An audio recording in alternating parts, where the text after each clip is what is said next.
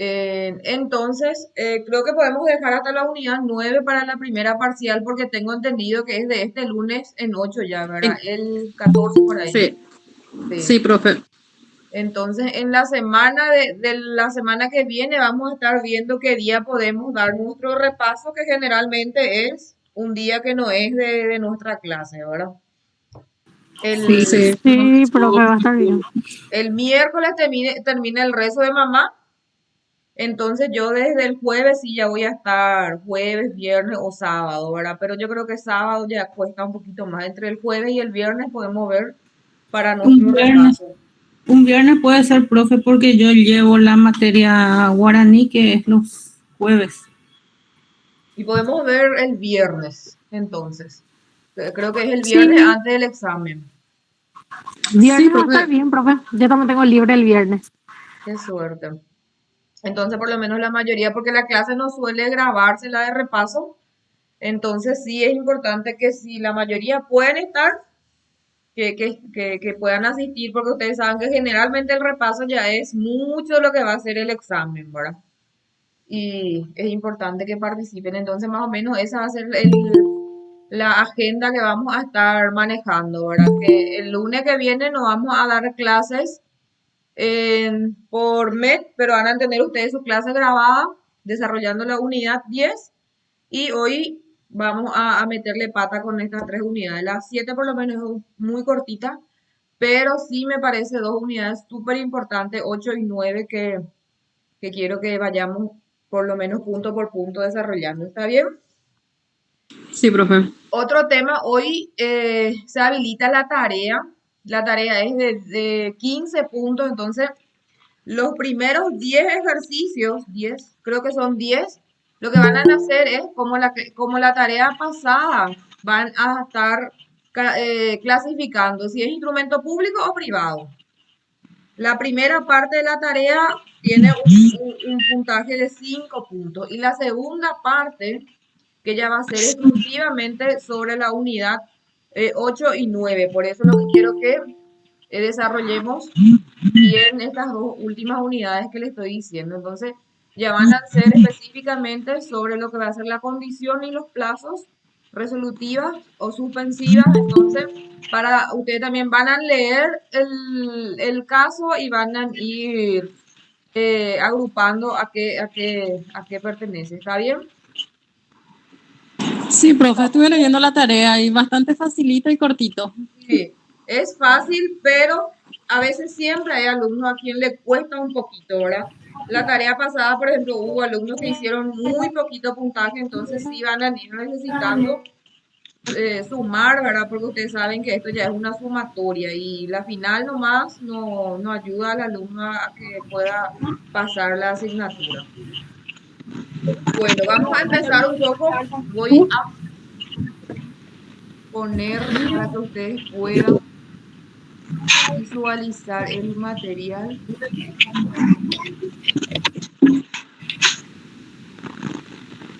¿Pueden ver?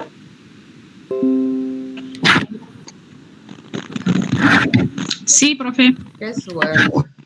Tenemos Sí, entonces, profe. la clase pasada llegamos a desarrollar solamente una unidad porque es muy extensa. Yo les había lo dicho. Entonces, ustedes ya tenían las 7 y la 8 en la plataforma, pero yo les volví a subir ahora 7, 8 y 9 los tres juntitos Ah, porque la idea es desarrollar juntos. ¿Está bien? Entonces, hoy vamos a empezar desde las Sí, 7, profe. ¿verdad? Habíamos visto ya lo que son, Una profesora, sí, sí podés silenciar los micrófonos porque se escucha el eco de lo demás.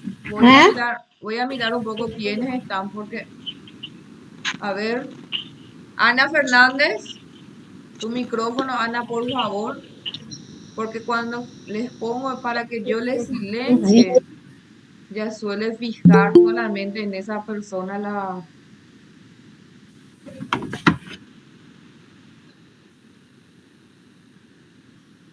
contrasta, ahí está, ahí está. Bueno, creo que es ella nomás, ¿verdad? Acá, Parece que no pone. ahí está. Bueno. ¿Otro?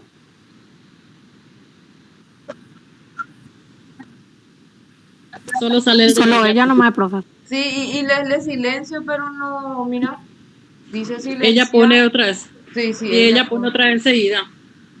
Ana, ¿puedes silenciar la tuya, por favor? Ahí está, Ana. Perfecto, gracias.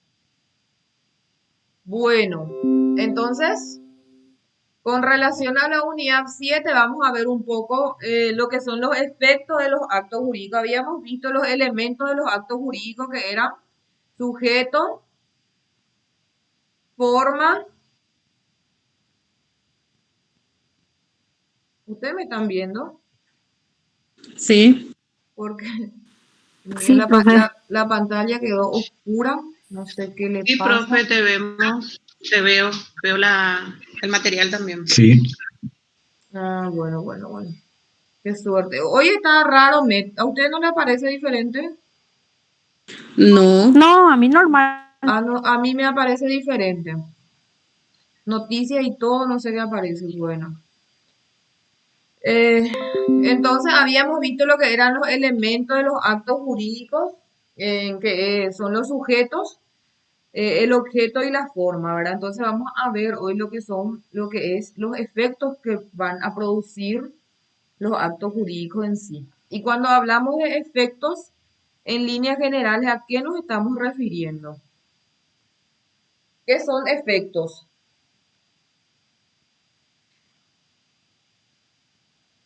Lo que produce, lo que produce el acto o hecho, Mm, una consecuencia también, ¿verdad? una consecuencia, Sí. sí. Entonces, Obligaciones. sí, pueden ser derechos y también obligaciones, ¿verdad? Pero es una consecuencia de lo que pueda producir ese acto, ¿verdad? Entonces, ¿quién nos lee ahí la primera partecita? Efectos de los actos jurídicos.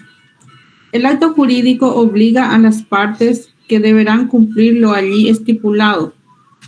Por ello se habla de efectos jurídicos, lo cual equivale a decir efectos que son obligatorios para las partes. En caso contrario, no serían jurídicos. Y ahí habíamos visto lo que es los efectos cuando son actos privados y cuando son públicos, ¿verdad? Entonces, cuando hablamos de instrumentos privados, los efectos solamente corren para las partes.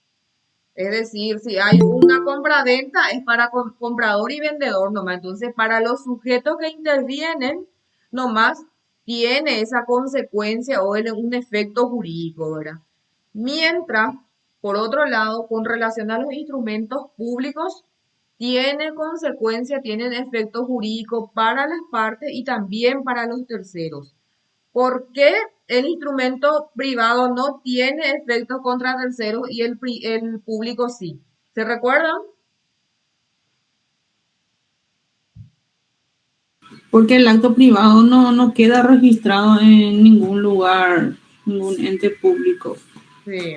Solamente el acuerdo de las partes firman y ya está. Y el público sí queda registrado. Sí, el público se registra, lo que hace que los terceros tengan conocimiento a través del registro público, sección a qué pertenece o a qué se haya hecho el acto jurídico. Por eso es que uno tiene efectos solamente entre las partes y la otra sí afecta a los terceros.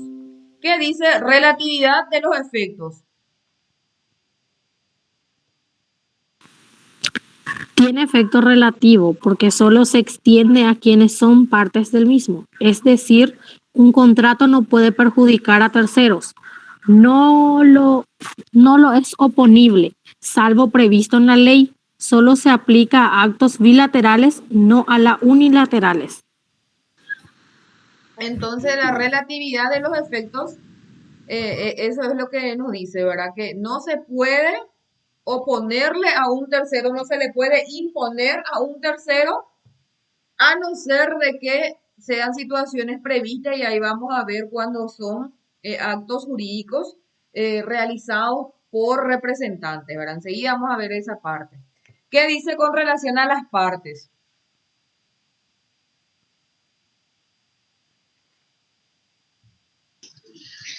Son, buenas tardes, compañeros. Buenas noches. Son los sujetos que por sí o por medio de representantes han adquirido derechos o se han comprometido a cumplir determinadas obligaciones. Vale decir, las personas a quienes se imputan las consecuencias del acto.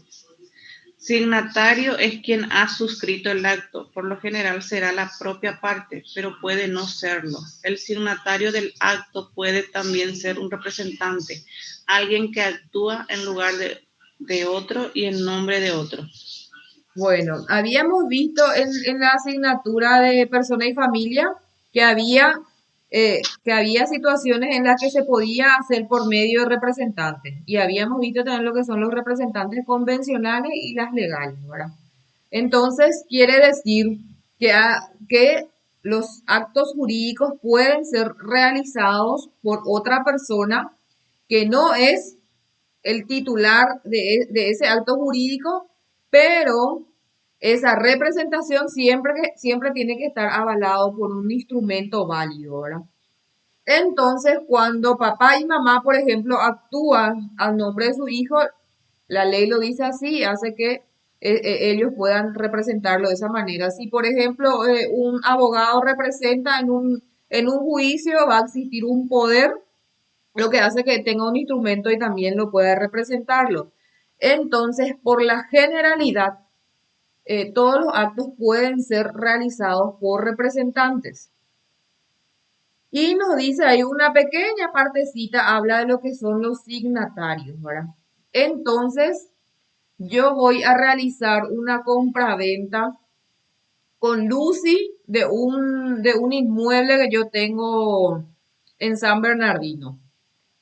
Pero Lucy es representante, Lucy tiene un poder de María que vive en España y María quiere adquirir un inmueble, ¿verdad? Pero ¿quién va a firmar esa compra-venta? Yo soy vendedora del inmueble y Lucy va a ser la compradora. Lucy va a firmar, ¿verdad? Entonces, a eso se refiere cuando dice signatarios. Signatarios son los quienes escriben. Si ustedes me preguntan quiénes son los signatarios de esa compra y venta, va a ser Lucy y Rosana, ¿verdad?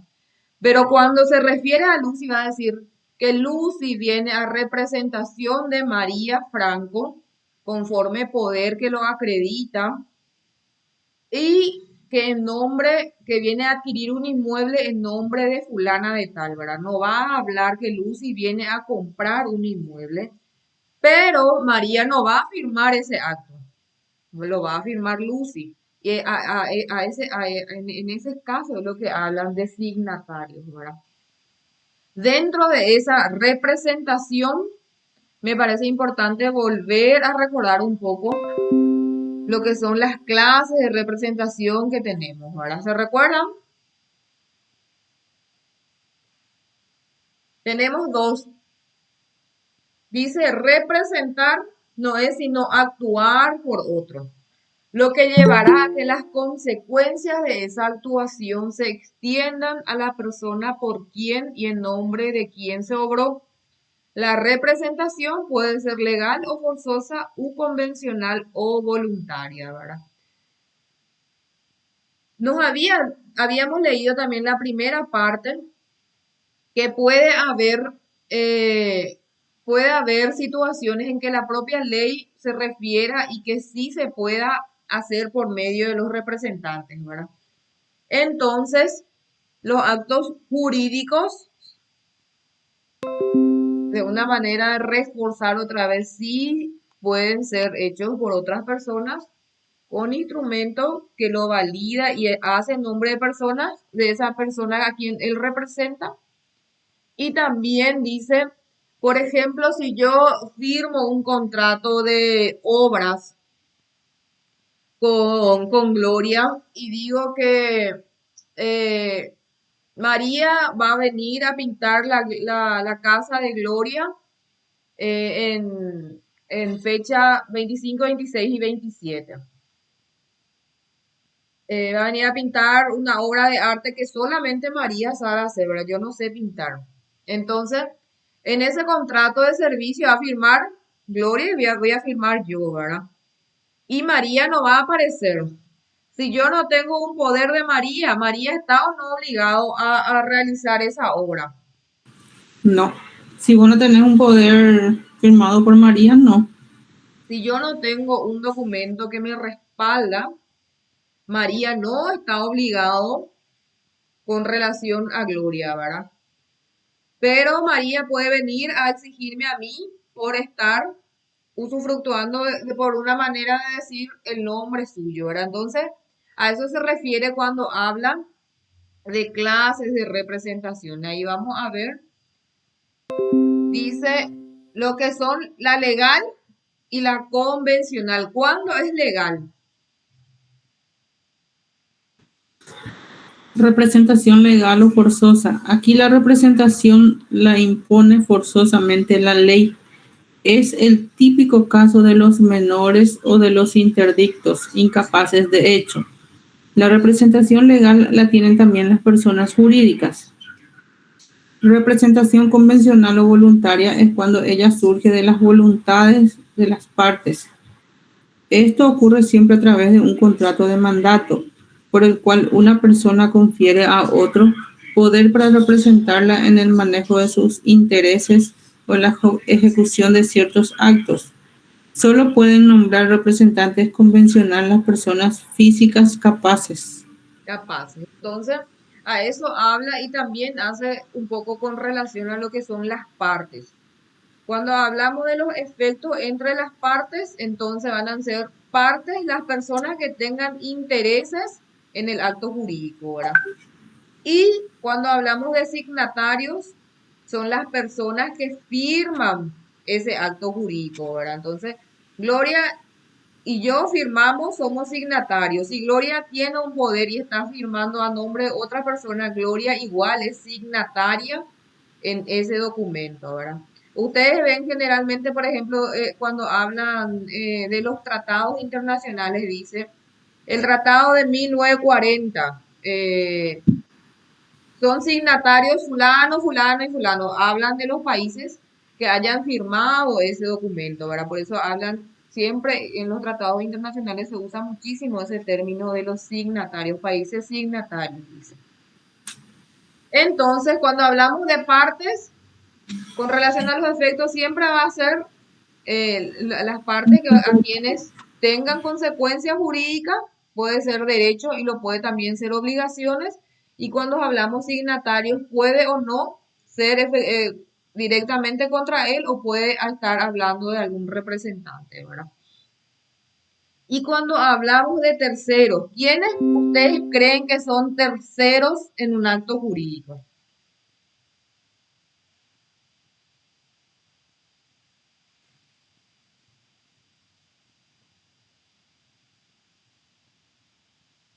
¿Quiénes creen ustedes que son terceros en los actos jurídicos? Son todas personas que no forman parte directa del acto, que le pueden alcanzar el efecto de ciertos actos. Sí. Entonces, en el caso en que estábamos viendo con Lucy, ¿verdad? Lucy compró el inmueble para María que vive en España, ¿verdad? Lucy y yo somos no terceros en ese acto. ¿Somos parte o somos terceros en el acto? Tercero, creo, porque como no somos titulares absolutos, como representante, en mi caso sería representante, ¿verdad? Sí. Dice, son todas las personas que no forman parte directa del acto. Los terceros no forman parte directa del acto. Ah, pero Entonces, y con la Pero ahí representación de la ustedes firma, forman parte porque vos sos la vendedora, ¿verdad? sí. Rosana es la vendedora, es parte. Y María también es parte porque es compradora. La tercera sería Lucy. Lucy firma también conmigo. Es o Firma no también, parte directa. es Sin la parte firma también. de Lucy no se va a poder concretar ese acto, ¿verdad? y sería tercero. Entonces los tres son partes. Los tres somos partes. Lucy, María y yo somos partes en ese acto. ¿Quiénes pueden ser terceros en ese acto? Por ejemplo, los los deudores o acreedores de María. No forman parte de ese acto, pero los efectos de ese acto jurídico sí pueden perjudicarle o beneficiarle. Benefician en el caso, por ejemplo, de las herencias. Los sucesores, ellos son terceros que no tienen parte directa de los actos, pero las consecuencias eventualmente les puede producir algún resultado, ¿verdad? ¿Se entiende o no ahí? Sí, profe. O sea que terceros entonces, en el caso de que María, ponerle que María sacó un préstamo del banco para poder comprar ese inmueble. Ella no llega a pagar, entonces el banco va a ser un tercero que le puede, El banco es un tercero que no sí, tiene o sea, él no tiene parte en el acto, o en- sea, no se necesitó de él para concretar ese acto. Pero las consecuencias de ese acto jurídico sí le pueden producir algún efecto jurídico, ¿verdad?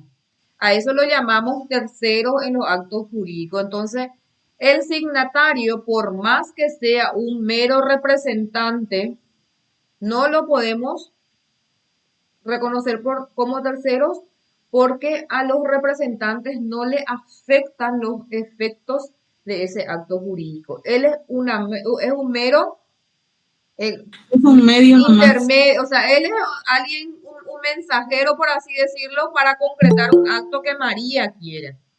Pero las consecuencias no le van a producir a él absolutamente nada, ni beneficio ni perjuicio. Entonces, los signatarios cuando hablan con relación a los terceros, con relación a representaciones, no son terceros, ¿verdad? Siempre van a ser las personas que no tienen parte directa en el acto. Ahí acá vamos a ver quiénes son los terceros. Ahí. Primero, hablamos de sucesores universales. Cuando hablamos de sucesores es porque ya existe, por un lado, que el causante, es decir, existe un titular que ya no está, ¿verdad? Solamente cuando existe un titular muerto, hablamos de sucesión. Mientras hay titular vivo, no existe sucesión. Muere la persona, el titular de un bien o de varios bienes, y ahí entran los sucesores. Y cuando hablamos de sucesores, vamos a ver dos tipos de sucesores.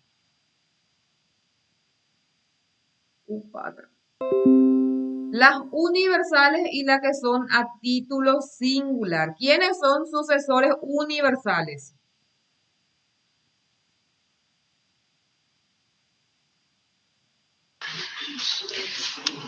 Definía a los sucesores como aquellas personas a las que se transmiten derechos de otra, de tal manera que en adelante puedan ejercerlos en su propio nombre. Sucesor universal sería aquel a quien pasa todo, o una parte alicuota ¿es así? Sí. Del patrimonio de una persona. Y la singular, Título singular. En toda transmisión singular o particular de bienes, aquel a quien se ha transmitido el derecho no responde por los actos del transmitente. Sería aquel al que se le transmite un objeto particular que sale de los bienes de otra persona. Ejemplo, el que compra una casa o la persona que recibe un legado de otra que fallece. El fundamento de la distinción entre ambas clases de sucesores es que los sucesores universales suceden en el patrimonio entero del autor, en tanto que los singulares solo en las cosas o derechos que le han sido transmitidos. entonces hablamos de dos tipos, ¿verdad? Y el sucesor universal, por ejemplo, es aquellos sucesores que reciben la totalidad de los bienes del autor o del causante, como lo suelen llamar en el derecho sucesorio. Entonces, si Tomás Pérez falleció con 5 casas y 5 vehículos y no dejó un testamento, no es casado y Lucy es su única hija, ¿quién es una sucesora universal de Tomás? La hija. La hija, ¿verdad? ¿Y en Porque, el caso de esposa? ¿La esposa? y la esposa no es sucesora porque el 50% es nomás lo de la esposa. Sí. Ya. Pero por el 50 va a entrar solamente Lucy. Entonces Lucy es sucesora universal de los bienes de Tomás. Cuando Lucy es sucesora a título singular, y esto sucede cuando existe un testamento ya de por medio, ¿verdad? Entonces dice, Tomás tiene 5 casas y tiene 5 vehículos, ¿verdad? Y dice, a Lucy yo le dejo una casa. Pedro va a tener 2 casas. Entonces hace que Lucy no sea sucesora universal de la totalidad de las cosas, sino de una cosa en particular que está determinado dentro de ese acto jurídico. Ahí existen sucesores a título singular, porque existe un solo bien y generalmente ahí como pone el ejemplo, sucede con los legados, ¿verdad? Entonces, dice en el legado ya lo dice que la casa que está en Camboriú va a ser de mi nieta fulana. Entonces, ni la nieta fulana es heredera solamente de ese bien nomás, del resto no es. Ahí existe sucesor singular. Y ahí en la última partecita dice sucesor aquel a quien pasa todo o una parte alicuota del patrimonio de una persona. Entonces, cuando habla ya parte alicuota es, por ejemplo, que tenga una empresa y tengan 3 propietarios, ¿verdad? Su parte alicuota de Fernando va a ser de Lucy en su totalidad. O sea, Lucy no va a ser sucesora de la empresa, pero va a ser sucesora universal de la parte que le toca a Pedro, de esa empresa en particular. Entonces, a eso se refiere cuando dice una parte alicuota en el código, ¿verdad? De repente a ustedes les va a parecer un poquito complicado, ¿verdad? Porque son ya más temas así de derecho sucesorio, por eso yo no suelo, por lo menos no suelo tocar en los exámenes, pero me parece importante que ustedes también vayan por lo menos diferenciando, ¿verdad? Y Perdón, profe, buenas noches. En esos sí, casos sería transferirle o dejarle sus acciones, que es famoso que dice mis acciones, ¿verdad? sus En esos acciones, casos. sí, sus Ah, ya. acciones, entonces, de la parte que le toca, es totalmente de una persona ahí, ¿verdad? Entonces, no es que el heredero va a ser parte de la empresa, pero de la parte que le toca es totalmente de ese sucesor. Correcto, profe, entiendo. Gracias. Y cuando hablamos de terceros, tampoco podemos olvidarnos de los acreedores. ¿Qué es acreedor? Acreedor es quien debe o a quien se le debe. ¿A quién se le debe? Los acreedores son los que tienen un derecho en contra del el que falleció. No, no ¿A es quién le solamente debemos? falleció. En el caso de la sucesión, nomás yo me refiero, profesora. Sí, sí. En el caso Del de deudor, sí, del deudor sería. ¿Qué dice ahí en el concepto que tenemos en pantalla? En principio son ajenos a los actos de su deudor la existencia de la deuda no previa a de la libre administración de sus bienes, desde luego a que a los acreedores, por el solo hecho de serlo, no se le transmite bien alguno del patrimonio del deudor. No obstante, el patrimonio será la prenda común de los mismos, que garantizará, en caso de incumplimiento de la obligación, se haga efecto el crédito mediante la venta de los bienes que componen el patrimonio, con cuyo producido se satisfarán los acreedores. Entonces, cuando hablamos de terceros, Habíamos visto lo que eran los sucesores universales y los singulares, ¿verdad? Y también tenemos el caso de los acreedores. ¿Quiénes son los acreedores? Son quienes tienen una, Edgar, tu micrófono ahí. Son esas personas que tienen un crédito a favor suyo, ¿verdad? Entonces, si yo le debo a Gloria, ella me dio dinero y yo le estoy debiendo la suma de 10 millones de guaraníes. Entre Gloria y Rosana, ¿quién es acreedor y quién es deudor?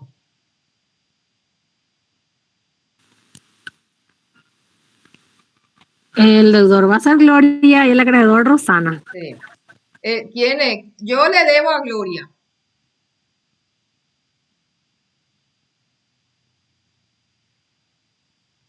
¿Quién es deudor y quién es acreedor? Vos sos la deudora, profe, y Gloria es la acreedora. Gloria es la acreedora. Entonces, acreedor siempre es a quien se le debe. Y deudor es quien debe. Entonces, por eso los deudores no son terceros porque no les puede afectar. Algo debe el acreedor lo que tiene algún interés en uno de los bienes de su deudor. Por eso lo que dice que un principio que se conoce en derecho es que la prenda común de los deudores son una forma de que el acreedor tiene una cierta garantía de que va a poder cubrir la deuda que se le debe, ¿verdad? Por eso es lo que dice que es una prenda común, ¿verdad? Entonces, si yo le presto, si yo uso de Gloria 10 millones, Gloria va a verificar en el registro si yo tengo un vehículo o tengo una casa y me va a decir, si vos no me pagás, yo voy a embargar esto y te voy a sacar, Rosana, si vos no me pagás. Esa es una manera de que Gloria tiene una cierta garantía que yo le voy a cubrir y voy a responder por mi deuda, ¿verdad? Entonces, quien debe es deudor. A quien se le debe siempre va a ser deudor es quien debe y acreedora a quien se le debe. ¿Está bien? Sí, profe. Entonces, por eso dice que los actos jurídicos le puede afectar al acreedor porque si yo sé bien que yo tengo la mala intención de no pagarle a Gloria sus 10 millones de guaraníes y yo vendo mi único bien que Gloria tiene de la manera después de cobrarme compulsivamente. ¿Le afecta o no a Gloria entonces ese documento o ese instrumento que yo hice? Sí, le afecta. Claro que afecta. Le afecta porque ese era una manera que Gloria tenía como garantía que me iba a cobrar, ¿verdad? Entonces ahí Gloria no tiene ninguna intervención en la compraventa. Yo hice con Juan Carlos mi compraventa, ¿verdad? Yo le vendí mi casa. Gloria no aparece en ninguna parte, pero Gloria es un tercero que tiene algún interés en ese acto jurídico. Entonces, Gloria como tercero puede intervenir, puede solicitar la nulidad de ese acto y que ese inmueble vuelva a mi patrimonio para que así Gloria pueda satisfacer el crédito que tiene en contra mío, ¿verdad? Por eso, cuando hablamos de terceros, siempre van a ser personas que no tienen vínculo directo en el acto, pero sí las consecuencias o los efectos lo pueden afectar, ¿verdad? O lo pueden beneficiar en el caso de los sucesores, ¿verdad? Entonces, sucesor universal, singular y acreedores. Nuestros tres tipos de terceros que pueden sí tener algún interés en cualquier acto jurídico por más de que no sean parte directa. ¿Está bien?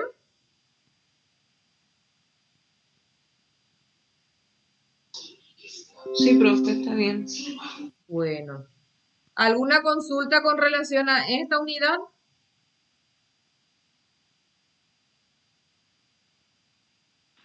Profe, una consulta. Sí. Referente si es que sacamos un crédito en el banco y firmamos un documento luego al sacar el préstamo.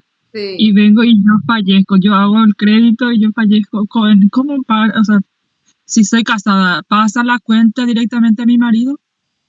La cuenta pasa también todo lo que son activos y como los pasivos, que son, la cuenta ya pasa a tus sucesores.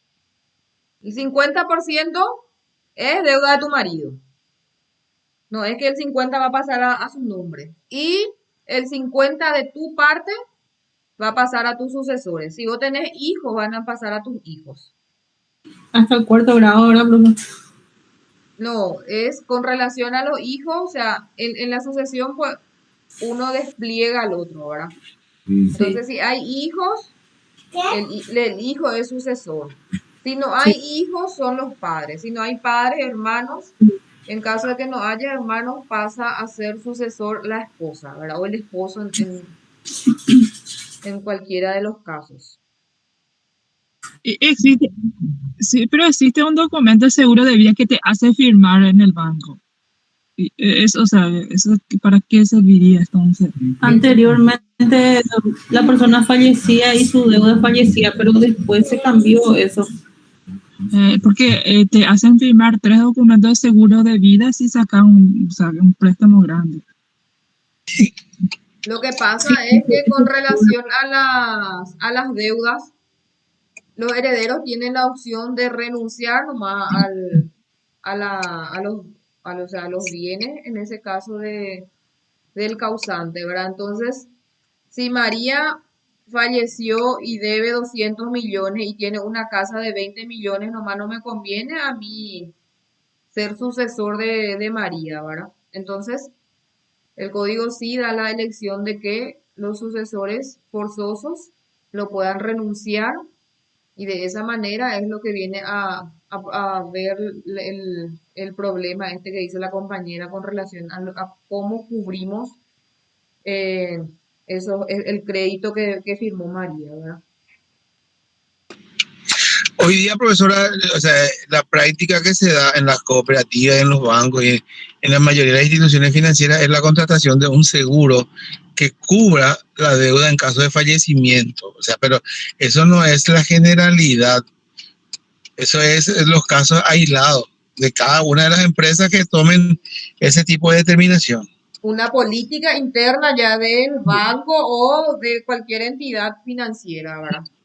Pero no tiene, o sea, esa ya es una política de la empresa, no es con relación a la sucesión en sí, ¿entienden? No es a lo que son las cuestiones de derechos sucesorios. O sea, no es una norma legal, sino que es una norma, digamos, son adoptadas por cada una de las instituciones, que pueden o no pueden hacerse.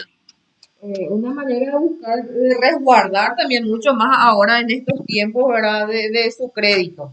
Entonces buscan la manera de paliar eso, ¿verdad? Y porque así como les digo, el sucesor tiene la condición o tiene la libertad de poder renunciar nomás a los bienes de esa persona, ¿verdad?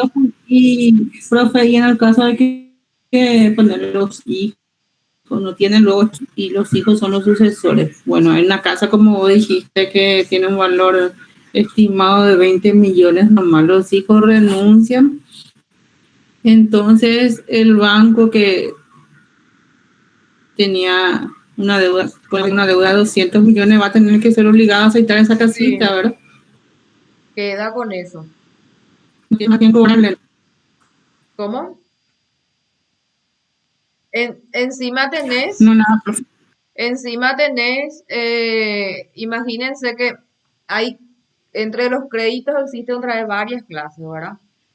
Y los créditos privilegiados son la hipoteca, la prenda y o sea, los honorarios laborales, ¿verdad? Entonces, imagínense si yo, eh, la deuda que tengo es solamente de un pagaré que yo tengo con él, ¿verdad? No es una prenda, tampoco una hipoteca y tampoco es concepto laboral. Entonces, si por más de que a mí me deba más y al banco le deba menos y el banco hipotecó la casa, el banco va a cubrir su crédito con la casa, porque es un crédito privilegiado lo que hace que lo van a, el patrimonio que tiene el causante en ese caso va a ser cubierto primero esas tres clases de crédito.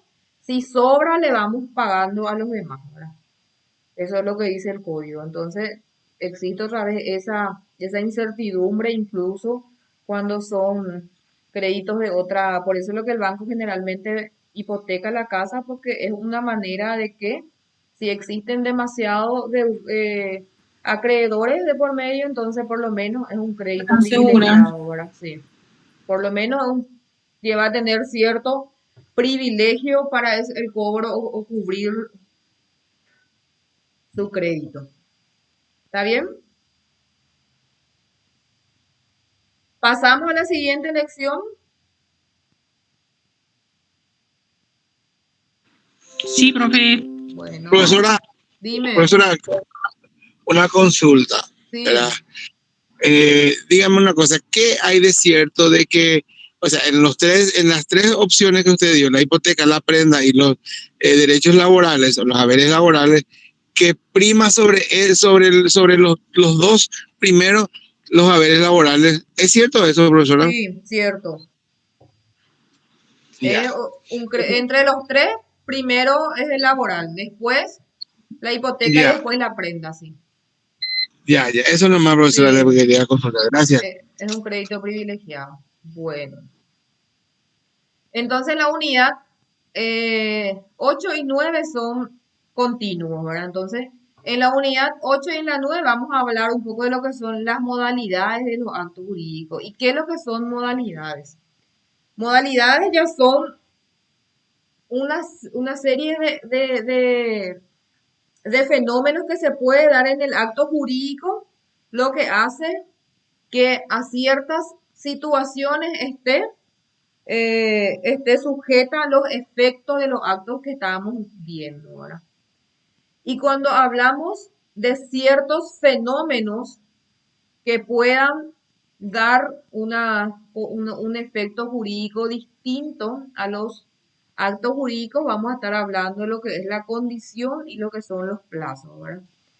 En la primera parte de la lección 8 vamos a ver lo que son las condiciones y en la siguiente vamos a ver lo que son los plazos, ¿verdad?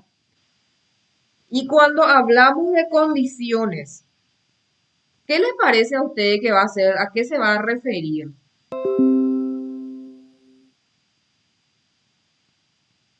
A unos requisitos se va a condicionar, se va a pedir algunos requisitos para que se pueda dar ese acto. Sí.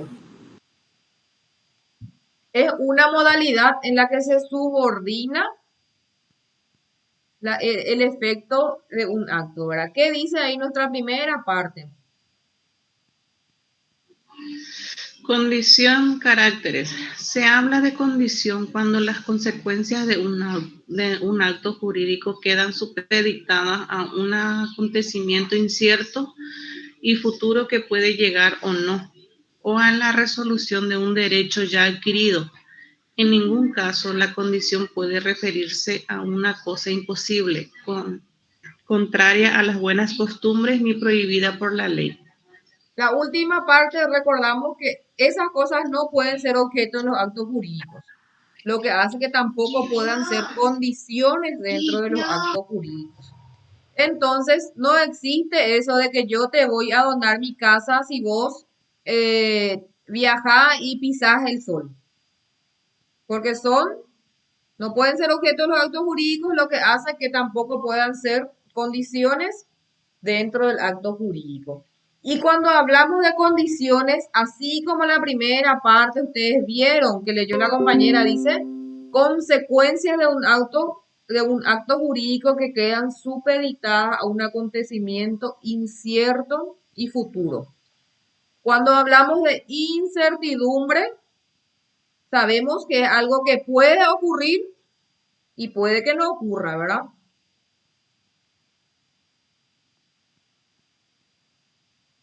Entonces, eso hace que tengan tres requisitos esenciales cuando hablamos de condición, que existe una futuridad, es decir, la condición a lo que está supeditada el acontecimiento de ese acto jurídico, siempre tiene que estar a futuro. No puede ser en el pasado nunca. Por otro lado, hace que sea y pueda o no cumplirse, es decir, la incertidumbre y la voluntariedad de las partes. Ambas partes tienen que tener la voluntad de poder incrementar una condición dentro de ese acto jurídico. Le voy a leer un poco acá un material que ustedes no tienen y dice: una persona se obliga con relación a un atleta a pagarle la suma de guaraníes 1.000.000.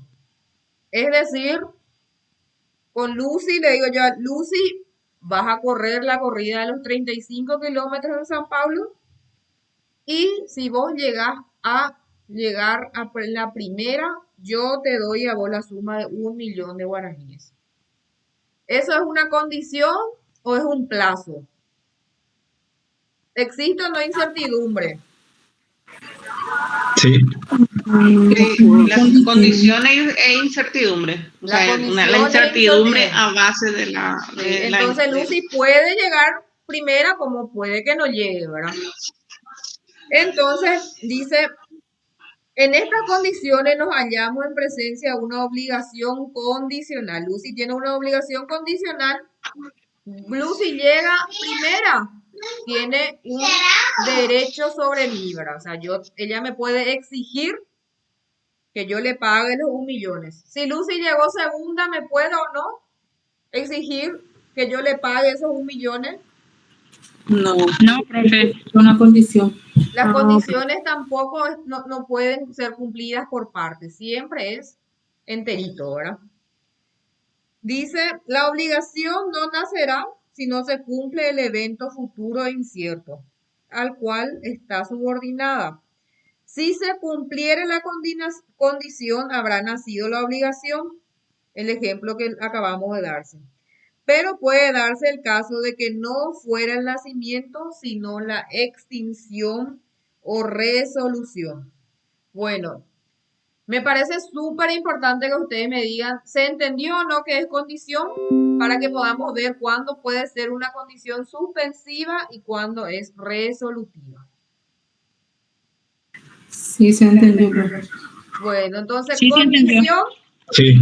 cuando hablamos de condición, siempre va a haber que está sujeto a una condición, o sea, que el hecho, los efectos de ese acto van a estar sujetos a un acontecimiento futuro e incierto. Ese es así. Es incierto, es condición. Puede o no que ocurra, ¿verdad? Y tiene que haber voluntad. Y tiene que haber voluntad de las partes, así mismo. Entonces, vamos a ver cuándo existe una condición suspensiva y cuándo es resolutiva. ¿Qué dice con relación a la suspensiva?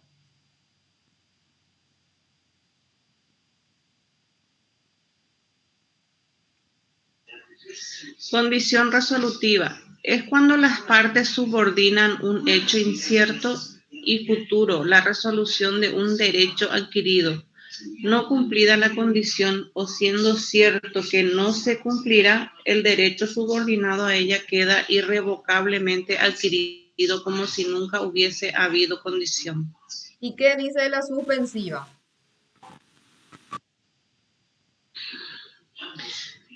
Si la condición no se cumple, la obligación se considera como si nunca se hubiese formulado, es la suspensiva. Sí. Bueno, entonces vamos a dar un ejemplo y me van a ustedes decir si es una resolutiva o es una suspensiva. A ver, le entrego un reloj a Edgar. Y le digo a Edgar, el día de nuestro examen final, yo te hago la transferencia de ese reloj si vos sacás 5. Edgar ya tiene el reloj, usa estos 3 meses de clase y futuramente, allá dentro de 3 meses, Edgar tiene una prueba. Si pasa con 5, yo le hago la donación a Edgar. Si Edgar pasa con 4, me tiene que devolver, ¿verdad?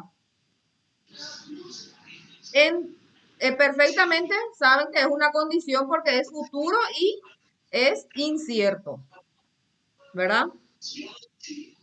Pero ¿es una suspensiva o es una resolutoria? Y vuelvan a leer acá ambos a ver qué dicen.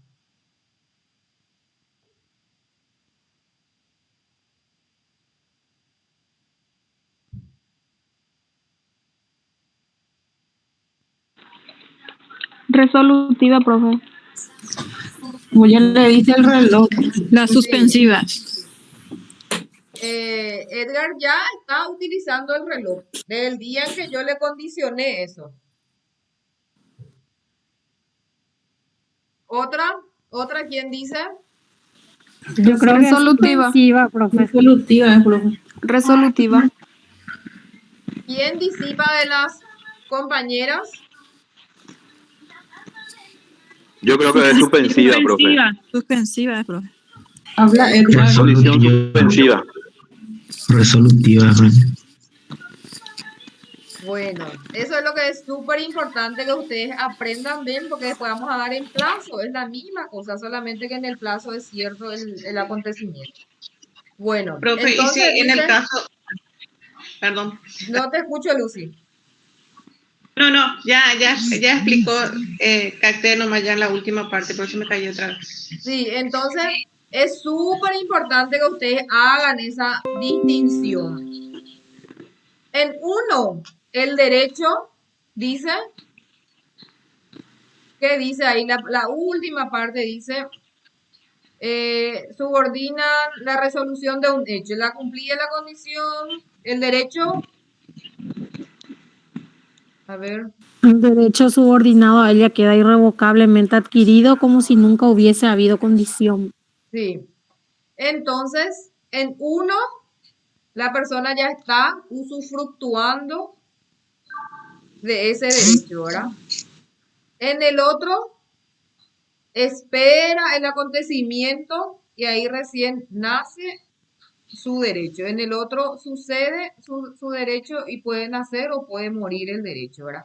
Pero yo lo que quiero saber, si ustedes así a simple vista de lo que ustedes leen, en la suspensiva o en la resolutoria, lo que la persona ya está utilizando el derecho que puede o no adquirir, puede perder o puede seguir usando. Ahí se entiende, profe, que es resolutiva. Suspensiva, profe. No. Suspensiva porque en la resolutiva, pues ya hay una resolución, ¿verdad? Ya hay algo. A Sí, ver, ya se otro. ve. Este ejemplo que usted dio, profesora, es suspensiva porque habla de que si no se cumple la condición, queda totalmente sin, o sea, digamos que como si nunca hubiera existido. Sin efecto. Pero si esa condición se cumple,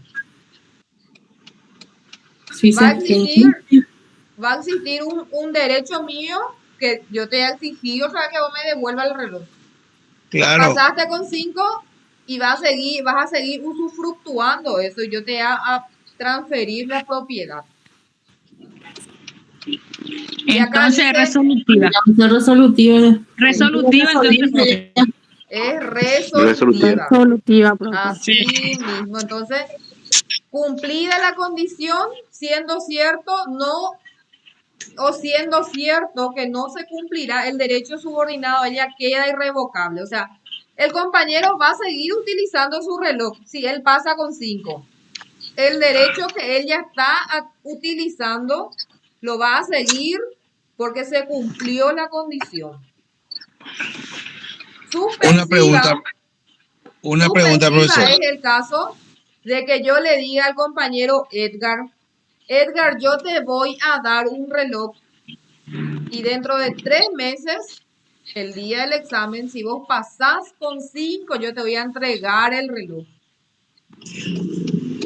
Entonces pasa la condición, a Edgar le nace un derecho y a mí una obligación.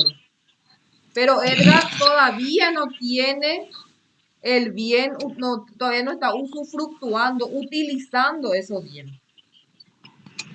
Por otro lado, en la resolutiva ya se está utilizando. Sucede, la cosa se cumple la condición, o corregíjese con su condición, ¿verdad? No se cumple, por un lado nace una obligación y por otro lado un derecho, ¿verdad? Pero en la resolutiva la persona ya está usufructuando, ya está usando eso. Yo le digo a Edgar, vas a vivir en esta casa, Edgar, y si te casas con mi hija, yo te voy a transferir la casa. Edgar ya está utilizando ya la casa, ¿verdad? Se casa o no con la hija, se va a seguir utilizando. Si yo le digo a Edgar, Edgar, te vas a casar y ahí yo te voy a entregar la casa, Edgar todavía no está utilizando, lo que hace que sea una condición suspensiva, es decir, subordinada a un acontecimiento en donde a alguien le va a nacer un derecho y a otro le va a nacer una obligación. ¿Se entiende? Perfectamente. Sí, profe. Ahora sí, en este tramo sí, ya entendí perfectamente, profesora. Entonces, es súper importante. Si ustedes tienen impreso su material, colóquenlo. Resolutiva ya está usando. Suspensiva, sucede la condición y ahí recién la persona puede, por un lado, exigir o por otro lado, tener la obligación. Porque después en los ejemplos confunde mucho. Yo les digo que de verdad confunde. Ahí después tenemos algunos tipos de condiciones más, ¿verdad? Pero nosotros vamos a quedar con estas dos, que son los más importantes y que suelen ser puntos del examen, ¿verdad? ¿Por qué suelen ser puntos del examen? Porque después, con el tiempo inclusive, ustedes van a seguir utilizando. Yo recuerdo que hace 2 años por ahí rendí en la escuela judicial y todito estas cosas salió, ¿verdad? Y todo el mundo rindió súper mal porque es muy difícil recordar qué es lo que es suspensiva, todo un yaboraye, ¿verdad? Entonces yo les digo, si ustedes tienen el material impreso, colóquenlo ahí, que la resolutiva ya está utilizando. Edgar ya tiene ya su reloj. Y los 3 meses va a utilizar su reloj. Edgar pasa con 4, me va a tener que devolver el reloj. Y yo le voy a exigir en caso de que él no haya cumplido, ¿verdad? ¿Está bien? Profe, así como usted está explicando, se entiende perfectamente bien, porque leyendo no se entendía tanto como cuando explicas. Por eso les pregunté y les esperé a ver ustedes qué comprendían de ese material que ustedes tienen. Y por eso les digo que siempre es mejor que ustedes ahí a mano ya le vayan agregando, ¿verdad? Gracias, profe. Bueno, ¿entendimos esa parte? Sí. Bueno, entonces vamos a pasar Sí.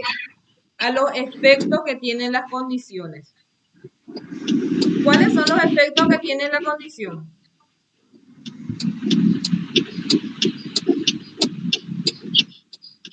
¿Quién lo lee? La condición, perfecto. La condición debe cumplirse de la manera como se la estipula. El cumplimiento de la condición es indivisible, aunque la prestación consista en hechos divisibles. Cumplida solo es parte. Los efectos del acto jurídico no existen o se resuelven en parte. Entonces, cuando hablamos de efectos, estamos hablando de que la condición se cumple enteramente o no se cumple. No existe eso cumplía a medias. Edgar tuvo 89 puntos, lo que hace que tenga un 4, ¿verdad? Un punto nomás conmigo le faltó. Pero la condición es indivisible. No se puede cumplir por pedazo, lo que hace que si saca 5, yo no le voy a decir a Edgar, pero vos pasaste con 90 nomás tus 5. Porque Edgar cumplió con la condición. pasa con 4 y Edgar no me puede exigir a mí el cumplimiento por más de que tenga un 89. Está bien, entonces no se puede cumplir por partes. Es enteramente las condiciones. ¿Se entiende ahí?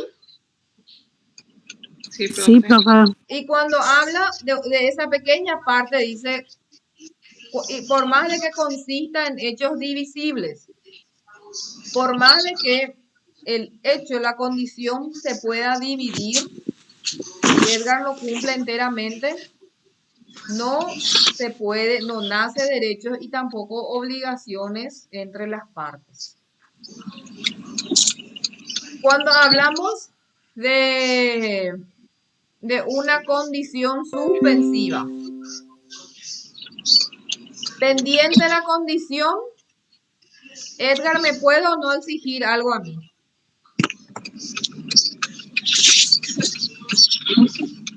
Pendiente de la condición, Edgar, ¿me puede o no exigir que yo le entregue ya el reloj?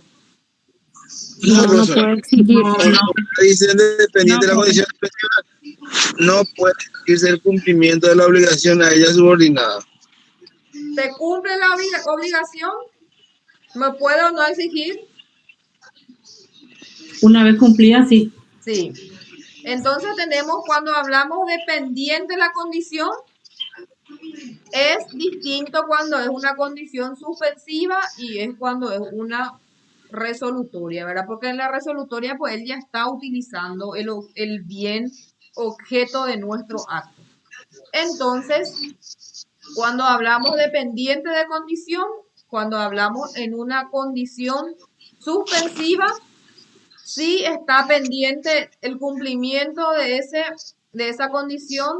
Edgar no me puede exigir a mí y tampoco yo puedo exigirle a Edgar absolutamente nada. Es decir, no nace todavía derechos ni obligaciones entre las partes. Cumplida la condición, existen por un lado derechos y por otro lado obligaciones. ¿Está bien?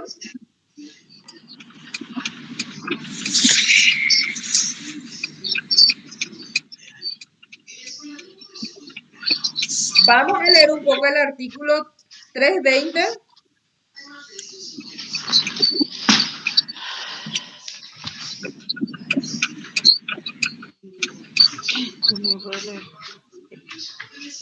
del Código Civil. No, es que funciona bien, pero funciona. Artículo 320. La condición debe cumplirse de la manera como se la estipuló. El cumplimiento de la condición es indivisible, aunque la prestación consista en hechos divisibles. Cumplida solo en parte, los efectos del acto jurídico no existen o no se resuelven en parte. Entonces, cuando hablamos de indivisibilidad, lo tenemos en el artículo 320. Quiero también que leamos un poco el 318, por favor.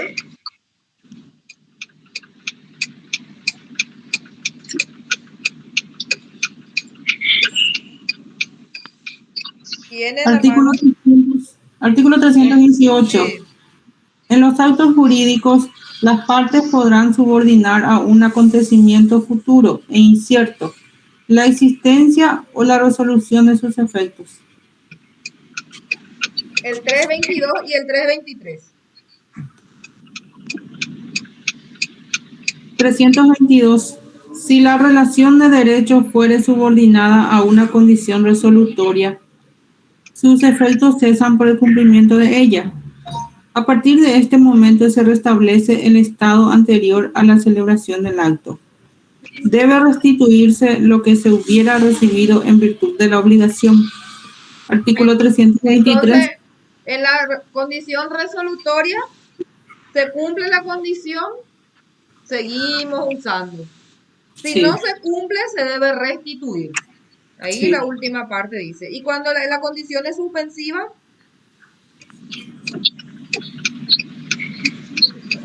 323. ¿sí? Pendiente la condición suspensiva, no puede exigirse el cumplimiento de la obligación a ella subordinada. Si por error el deudor hubiese entregado bienes en ejecución de la obligación condicionada, podrá repetirlos. Si la condición no llegara a cumplirse, se juzgará que el acto no existió. Entonces, nos habla, en el 322 nos habla de la condición resolutoria y en la 323 de la suspensiva. ¿Quedamos claros? Sí. Sí, bro. Bueno, entonces, por un lado, condición, siempre futuridad, incertidumbre y voluntariedad.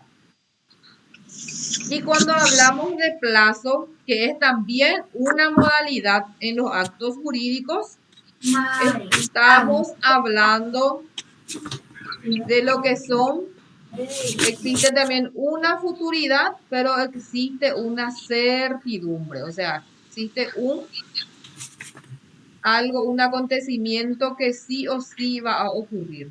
¿Qué dice con relación al plazo?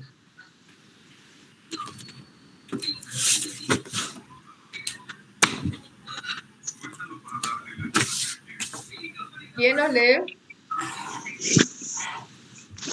Simplemente se difiere al tiempo del ejercicio o extinción de un derecho. Es una condición que se requiere para la celebración de un acto jurídico. Tratándose de la condición, se refiere a la eficacia del negocio y a la espera de la producción de un acontecimiento futuro e incierto. Y con relación plazo, simplemente se difiere en el tiempo de ejercicio o extinción de un derecho. Entonces, cuando hablamos del plazo, vamos a tener tres requisitos. Vamos a tener lo que es la futuridad, vamos a tener la certidumbre y también, por otro lado, ¿cuál era el tercero? Voluntariedad. Voluntariedad. Entonces, difiere de la condición, difiere una cosa. El otro es incertidumbre y el otro es certidumbre, ¿verdad? Cuando hablamos de plazo, estamos hablando de esos tres elementos. Y cuando yo le digo que yo le dono a una persona una casa para el día de su cumpleaños, le voy a donar a Gloria una casa en el día de su cumpleaños. ¿Estamos hablando de una condición o de un plazo? De un plazo. De un plazo porque Gloria tiene una fecha que sí o sí va a llegar. O sea que en el plazo, entonces, en el otro era incertidumbre. Sí. Puede cumplirse o no, ¿verdad? En el plazo ya es la certidumbre, o sea La que sí o sí. certidumbre. Sí o sí hay un tiempo. Cuando hablamos de plazo siempre son tiempos que sí o sí van a llegar a realizarse, ¿verdad? Eso es la particularidad de lo que tienen los plazos. Dice, la gente dice que sacó una deuda en 12 cuotas, ¿verdad? Y esas cuotas tienen una condición o tienen un plazo. Plazo. Tienen un plazo porque la primera cuota va a vencer el 10 de marzo, la segunda va a vencer el 10 de abril y así sucesivamente, ¿verdad? Entonces, no son condiciones porque no existe incertidumbre. Existe una certeza de que la fecha va a llegar, pero siempre estamos hablando de una futuridad. Nunca es al pasado, ¿verdad?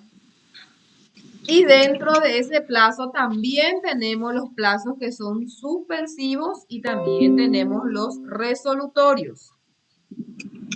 ¿Qué dice en el plazo suspensivo que escribió con C había sido ahí? El que al cumplirse origina el nacimiento del derecho. Y en la resolutoria lleva consigo la extinción o la caducidad. Tanto en el plazo como en la condición, cuando hablamos de resolutorio, la persona ya está utilizando, está usufructuando el bien. Y en la suspensiva, esperamos el plazo para poder usufructuar, ¿verdad? Dice, suspensivo es el plazo en un contrato por el cual el pago de un inmueble o en el cheque, ¿verdad? Y resolutorio, el plazo da la extinción de ese derecho o de esa obligación, ¿verdad? Y cuando nosotros hablamos, por ejemplo,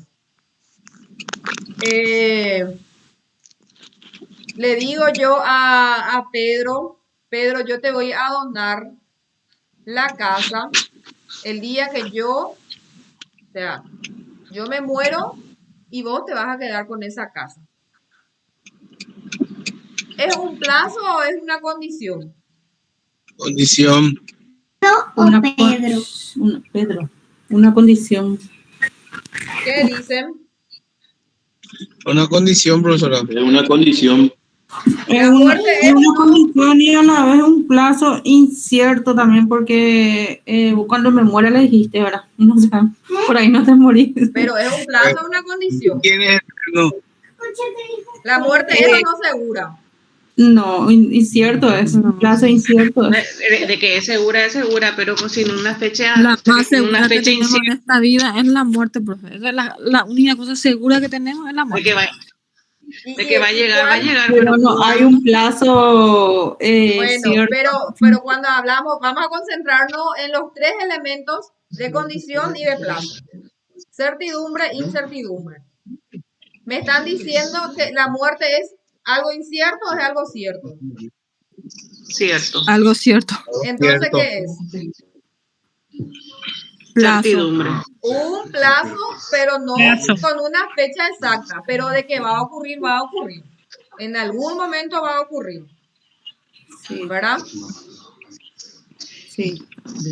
Entonces, cuando a ustedes les presente algunos casos que vayan mirando en la tarea, primero tengan en cuenta para hacer esa división. ¿Es plazo o es condición? Y siempre fíjense eso en esos tres elementos que acabamos de decir, ¿verdad?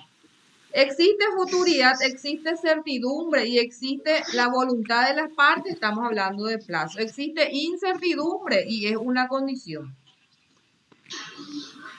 ¿Está bien? Está bien, profe. Y cuando hablamos de plazos, vamos a hablar ya de lo que son los plazos ciertos e inciertos. ¿Qué dicen? Con relación al plazo cierto.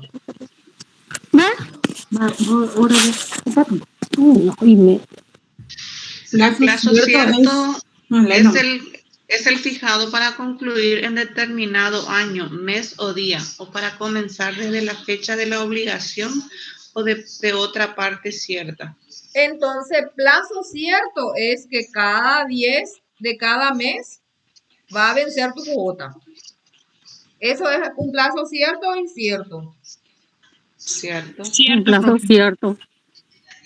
Cuando hablamos de plazo incierto, dice, es fijado con relación a un hecho futuro que puede no producirse o ser variable en el tiempo.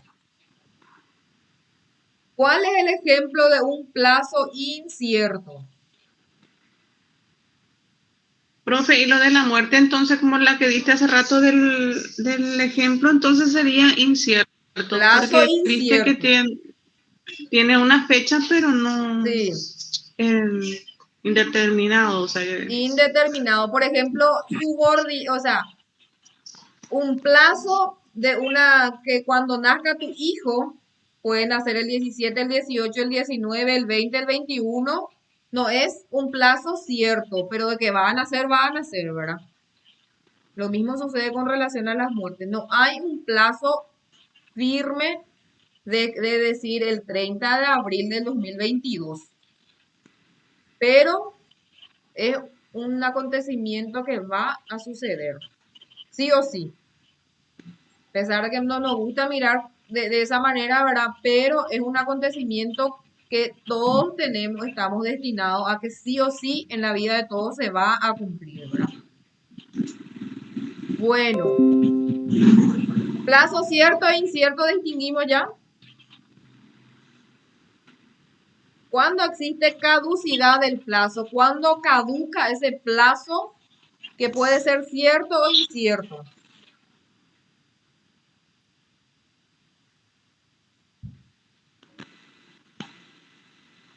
Dice, es una suerte de término del plazo por cumplimiento de la obligación. Entonces, si yo le digo a Gloria, yo te voy a donar en el día de tu cumpleaños, el día de su cumpleaños caduca su plazo, ¿verdad?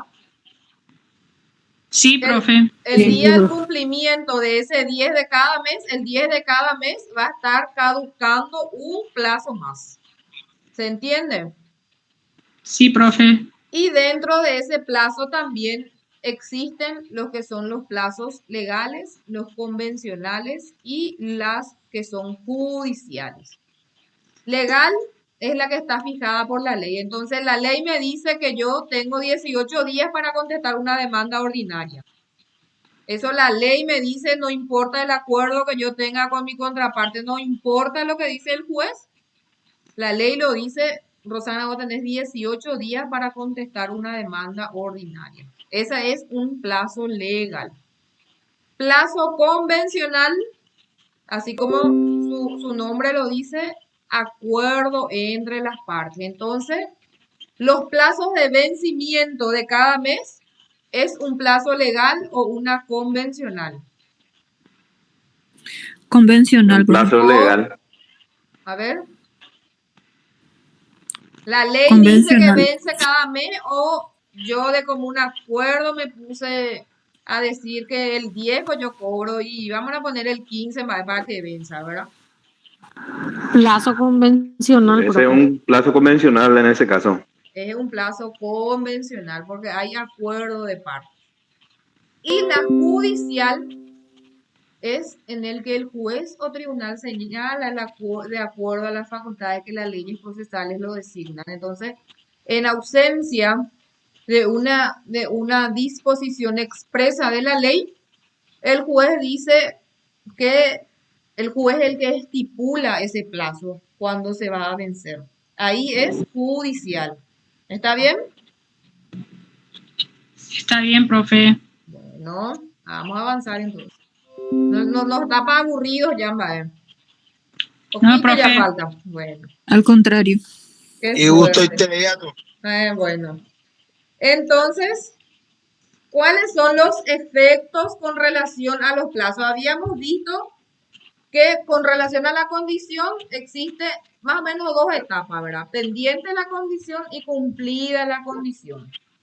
Entonces, pendiente la condición, en la suspensiva no puedo todavía obligar. No puedo decir, dame ya el reloj, una semana ya no me hago falta, ¿verdad?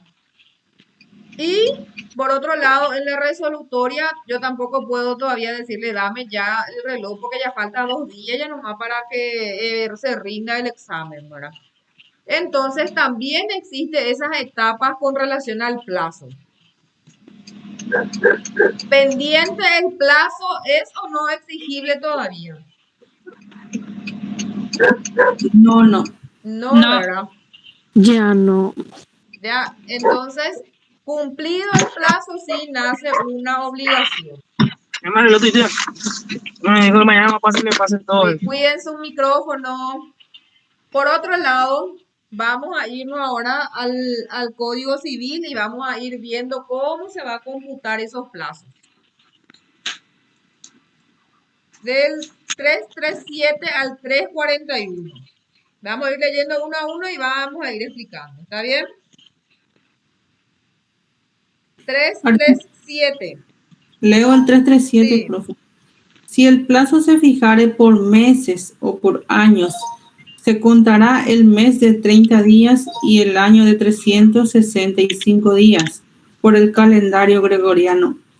Entonces, si yo a Gloria le digo, tu deuda va a vencer en 3 años, ¿cómo se va a contar esos años? ¿Cómo te dice la ley que se va a contar esos años?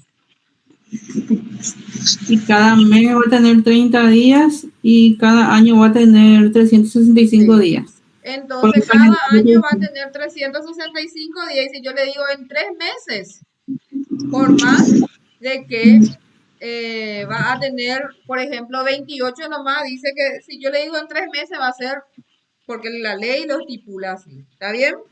90 días, Sí. 3 meses. ¿Y qué dice con relación a los días? Los plazos de días, le leo, profesora, los plazos Sí. de días se contarán desde el día siguiente al de la celebración del acto. Si el plazo está señalado por día a contar desde uno determinado, quedará este excluido del cómputo. El plazo incluye el día del vencimiento. Si fuera domingo o feriado, el cumplimiento tendrá lugar el primer día siguiente que no lo sea. Entonces, si yo con Gloria le digo, Gloria y yo, le digo a Gloria, tu plazo va a correr desde el día 1. ¿Corre desde ese día o corre desde el día siguiente? ¿Qué dice la ley? Desde el día siguiente. Desde el día de la siguiente, pues. celebración del acto. O sea que hoy hacemos el pacto y desde mañana ya empieza a correr ya. Desde mañana empieza cuando es por día, ¿verdad? Y también nos trae la aclaratoria de que si vence mi plazo en un día feriado o domingo, es exigible al día siguiente. Entonces no vamos a estar nosotros discutiendo con Gloria, no, pero Gloria no me va a venir a requerir un domingo ni un feriado, porque Gloria sabe que la ley me va a tener esa obligación al día siguiente y ahí recién al siguiente día recién le van a hacer a Gloria su derecho de exigir. ¿Y qué dice el, 339?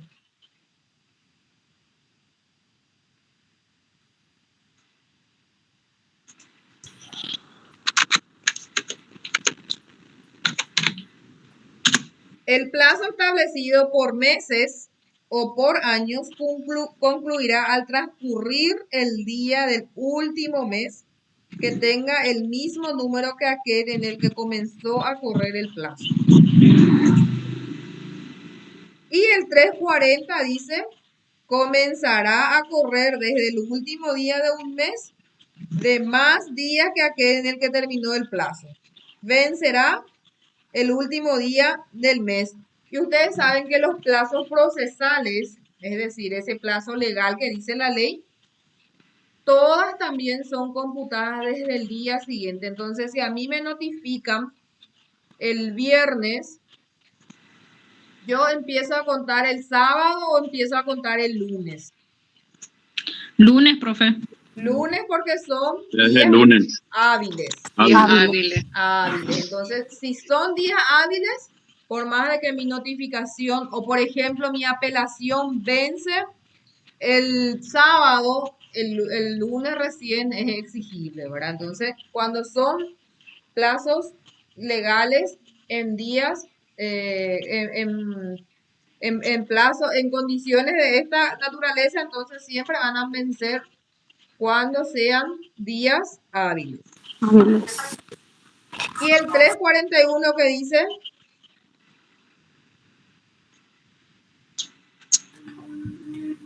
Todos los plazos serán continuos y completos, debiendo siempre terminar en la medianoche del último día. Se computarán los días domingos y feriados, salvo disposición expresa en contrario. cuando hablamos de disposición expresa en contrario, es por ejemplo las procesales, entonces los juzgados no se abren, lo que hace que por eso no se puedan computar días continuos, solamente de lunes a viernes, ¿verdad? Y cuando hablamos de horario, entonces, si mi deuda vence el 10 de enero, ¿puedo exigir ya a las 8 de la mañana o a las 4 de la tarde? No. No, profe. No, hasta la medianoche. Hasta la medianoche. Entonces, al día siguiente o a la 1 de la mañana, sí, pero los días que traen enteritos, si no dice que es el 10 a las 10 de la mañana, entonces se considera por ley que es hasta la medianoche lo que quiere decir que ahí recién vence mi plazo. Todos los plazos procesales también, el único fuero que tiene su gracia es el fuero civil, ¿verdad? Que tiene una gracia de que al día siguiente a las 9 vence, que vamos a ir viendo si no se va modificando ahora con el tema de los expedientes electrónicos, porque los expedientes electrónicos pueden ser presentados en cualquier horario, no es que es de 7 a 1 nomás, entonces por esa condición es que antes se le daba un plazo de gracia, que lo llaman así de esa manera. ¿Hasta ahí hay alguna duda? No, profe. No, profe. Bueno, entonces vamos a mirar un poco lo que es nuestra tarea. Vamos a dejar el material.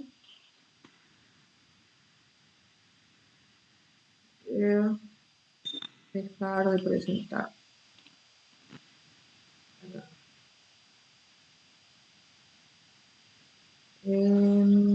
Tarea. Esta es nuestra segunda tarea. Las condiciones son las mismas que la primera tarea, ¿verdad? Ustedes lo pueden hacer grupal y lo van alzando en la plataforma. Tienen hoy 31. A ver, ¿cuándo es el miércoles siguiente?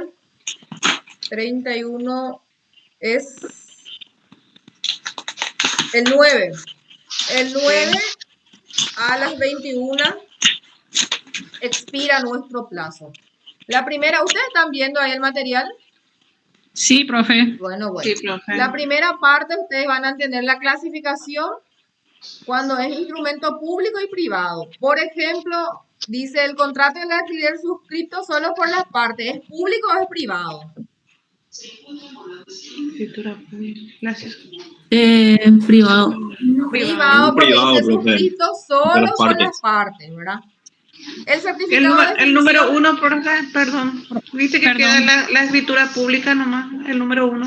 Sí, y se recuerdan que habíamos leído un artículo que cita cuáles son los instrumentos públicos, y la primera lo cita, dice escrituras públicas. Ya. No, Sí. por lo que... Entonces, todo lo que tengan intervención de un oficial del Estado Es público. es público. Los recibos comunes, Privado. privado. Entonces, eso es lo que van a hacer, van a ir haciendo, van a colocarle instrumento público e instrumento privado. Y la segunda parte, este tiene 10 ejercicios, 5 puntitos, lo que hace que cada ejercicio valga medio puntito, ¿verdad? Y este sí vale un puntito cada uno. Entonces, lo que van a hacer es primero identificar si es una condición o es un plazo. Si es una condición o es un plazo, lo que van a hacer es que lo distingan si es resolutiva o suspensiva. Te doy 100.000 guaraníes, ¿verdad? Te doy 100 si después del día viene la noche. ¿Es condición o es un plazo? Un plazo. Certidumbre de que sí va a ocurrir, ¿verdad? Sí. ¿Es resolutiva o es suspensiva? Resolutivo. Una condición. Yo ya estoy teniendo el 100 contigo o sucede el plazo y ya ahí recién. Suspensiva, porque le dijiste que le vas a dar. Sí. No le diste todavía, ¿verdad? Suspensiva, entonces es un plazo suspensivo, así es lo que van a ir. ¿Se entiende ahí? Ya, profe, sí. Sí, Si profe. tu abuelo vive hasta 100 años, te entrego su reloj. ¿Es una condición o es un plazo? Condición. Es una condición. Condición Amigo, ya suspensiva aprendí. también. Demasiado ya es charlatana la profe, hasta vieron cómo. Entonces, ¿es una condición? Suspensiva también. Sí. Porque si no cumple sus 100 años. Si no cumple sus 100 años, chao, ¿verdad? Y así son los ejercicios. Te doy el préstamo si te quedas a vivir en Lima. reconoces a tu hijo y aceptas el trabajo que te ofrece. Interesante va a estar el examen. ¿Es una condición o es un plazo? Te doy el préstamo si te quedas a vivir en Lima. Es una condición que se quede a vivir. Es una condición. ¿Y es suspensiva o es resolutoria? Reconoces a tu hijo y aceptas el trabajo que te ofrezco. Resolutoria. Porque todo. Suspensiva todavía porque no le dio. Te doy Porque el todavía no 100. queda. Si Todavía te no hace quedas, uso. ¿qué dicen? Si te quedas, Condición suspensiva. Que tienes. Suspensiva, profe. Suspensiva y condición también. Condición. Bueno, vieron, así súper facilito está la tarea. Entonces, eso es lo que van a ir completando. En el caso de la segunda parte de lo que es la tarea, sí, cada ejercicio vale un puntito. Entonces, viene 10 también, ¿verdad? Lo que hace que la totalidad de la tarea tenga los primeros 15 puntos que son parte de nuestro examen final. ¿Está bien? Está bien, profe. Está bien, profe. Bueno, ¿tenemos alguna duda?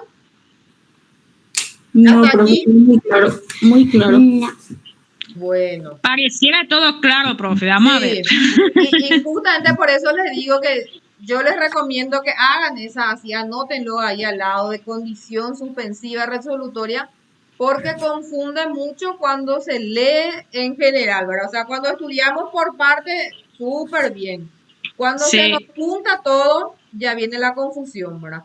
Entonces ahí Así mismo. generalmente le dificulta al alumno, pero con los ejemplitos es siempre más fácil que ustedes vayan comprendiendo, ¿verdad? Porque así como dice la compañera, a veces leen el material y es como que no llega mucho a donde tiene que llegar, ¿verdad? Entonces, con los ejemplos es más fácil, ¿verdad? Entonces, con las tareas ustedes ya van entendiendo, ya van haciendo un ejercicio para ustedes, porque el examen siempre es de esta manera, ¿verdad? O sea, el examen no le va a preguntar qué es el plazo ni qué es condición, sino que le va a salir de esta manera para que puedan identificar los casos y el que va haciendo su tarea ya va entendiendo y ya va comprendiendo y después el examen ya le parece fácil, pero el que no hizo las tareas les complica un poco, ¿está bien? Está bien, profe. Bueno, entonces si ya no tenemos nada, si ustedes no tienen alguna consulta, vamos a dejar la clase por acá. El lunes, como a los que no estaban a principio, el lunes no vamos a tener clase de manera directa, pero yo les voy a dejar grabación de la clase que va a ser la unidad 10, ¿verdad? Pero nuestra parcial va a ser desde la 1 hasta la 9, que es la que estamos desarrollando acá, porque después de este lunes, la siguiente ya es nuestro examen. ¿Está bien? Está bien, profe. Y en la semana vamos a estar viendo qué día vamos a dar nuestro repaso, que creo que probablemente sea el viernes. Sí, el siguiente viernes, no esta. ¿Está bien? Está bien, profe. Sí, profe. Bueno. Gracias. Que tengan muy buenas noches, cuídense muchísimo y cualquier cosa me mandan la consultita en el grupo que yo le voy a estar contestando. Buenas noches. Gracias, Buenas profe. noches, que pasen muy bien. Buenas noches. Gracias por la compañía. Chao, chao. Gracias a vos. Chao. Gracias, profe. De nada, chao. Chao.